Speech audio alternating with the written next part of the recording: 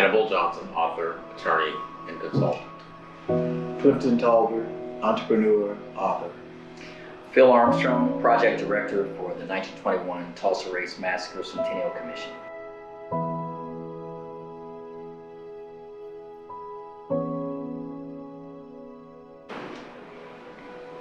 When you talk about what sparked it, I think that the question is worded artfully, because what most people attribute to the cause of the massacre is an elevator incident between two teenagers. But that's not what caused the massacre. The things that we talked about earlier caused the massacre. So we needed a trigger event, we needed a catalyst. So there was an event between two teenagers, a white girl, black boy, in an elevator downtown Tulsa. Got blown out of proportion by the Tulsa Tribune, daily afternoon newspaper. White community got up in arms based on feelings of racial superiority already and based on jealousy of the community and so forth. A large mob of white men amassed at the courthouse after the boy, Dick Rowland, was arrested. They were confronted by a smaller group of black men, some of them World War I veterans with weapons who knew how to use the weapons. There was a conflict between those two groups. A white man tried to take a black man's gun, the gun discharged, and then things sort of deteriorated from that point. We know that once the dust settled and once the National Guard had come in from Oklahoma City to quell the violence, that we believe somewhere between 100 and 300 people were killed. Now we know that that the official death toll is 37, but very few people believe that to be accurate because of poor record keeping, because of people who might have left town and died elsewhere, because of the possibility of mass graves. There are all sorts of reasons why the official count is a lowball account. Plus, Tulsa was on its way to becoming the oil capital of the world.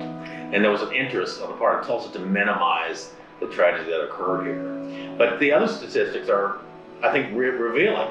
At least 1,250 privately owned homes in the black community were destroyed, as were businesses and churches and other structures.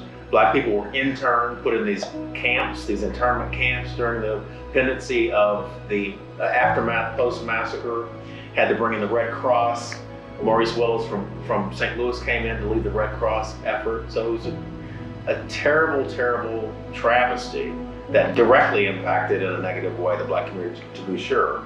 But it was a tragedy and a travesty for the entire community of Tulsa, not just the black community. You know, one other thing too, in my research on this, I found a book that very few people realize existed from the Salvation Army. The Salvation Army had a very prominent role along with the Red Cross during this time period. And they were in charge of the prisoners who were hired to dig, not hired, but let out of prison to dig the graves. And there's a diary that exists from one of the female colonels in the Salvation Army. And in her diary, she says over 800 people were killed because she had to keep track of a lot of that. But what she didn't do, she didn't give how many were black and how many were white. But even that total number of 800 outstripped the numbers that we've been told. And I've been trying to find the original diary, but Chicago was the home for the Salvation Army's headquarters, not the headquarters, but this region of the country reported up to Chicago. So the thought is that the original diary is probably in the archives of the Salvation Army in Chicago.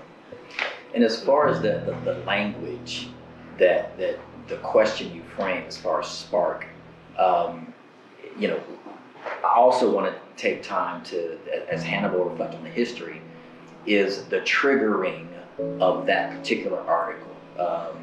Nab Negro for attacking girl in an elevator.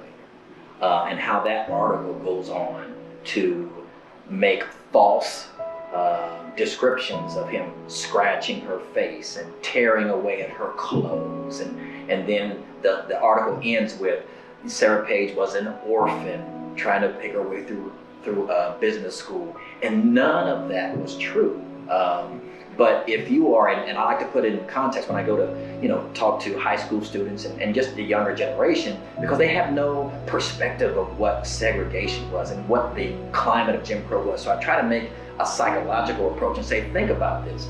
If you are a member of the Ku Klux Klan, or if you're a person that thinks this way. You are superior to this group of individuals. And you look across town and you see these individuals in some ways living better than you in some parts, you know, driving nice cars, wearing nice clothes, and having businesses. And you have this perception of that community, and then you read in a paper this incident that's supposedly take place. The dog whistle was a black man has tried to rape a white girl downtown Tulsa in broad daylight. What are you going to do about it? That was the dog whistle. And that's what that spark, that striking of the match was.